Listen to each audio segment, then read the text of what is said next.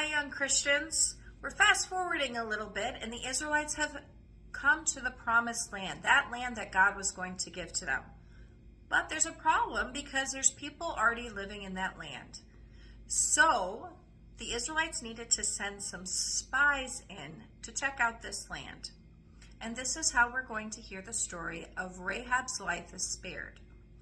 Now, Rahab was a woman who lived in the city of Jericho. In fact, her house was part of the wall that surrounded Jericho. Now, Rahab was also not one of God's chosen people, the Israelites. She was living a pretty sinful life at the time, but God used her to help the Israelites and brought her into the family tree, Jesus' family tree. And here's how it happened.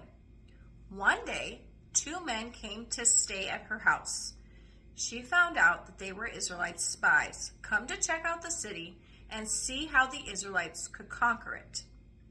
Rahab said, "I've heard about you. I heard how the Lord divided the Red Sea for you to go through. I know that the Lord your God is the true God, and he's going to give you our land." When the king of Jericho found out that there were Israelite spies in his city, he sent his soldiers to Rahab's house to capture them. The soldier said, "Rahab, bring out those spies."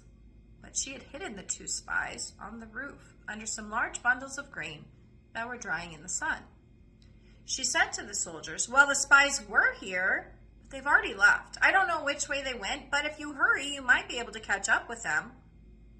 So the soldiers went off to go find them. But of course they couldn't because they were still hidden at Rahab's house.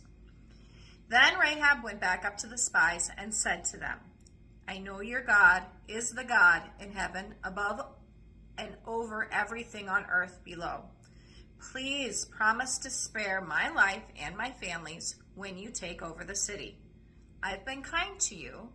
Please be kind to me." So the spies said to her, "If you don't tell anyone what we're doing, we'll save you. Tie this scarlet cord in your window. Then when we destroy everyone in the city, we'll know that everyone in this house should be saved."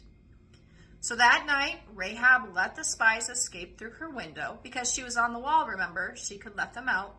And they went to hide in the hills. She tied the scarlet cord in the same window. And when the Israelites conquered Jericho, they saw that scarlet cord and saved Rahab and her family. Eventually, Rahab joined the Israelites and became a great, too many greats to count, grandmother of Jesus. So how did Rahab help the Israelites? Well, Rahab hid the Israelite spies and she helped them escape. So tonight, as I hang Rahab's scarlet cord on the Jesse tree, here is an Advent promise for me. Rahab saved the spies and God saved Rahab. She is one of the great grandmothers of Jesus. That's all for tonight.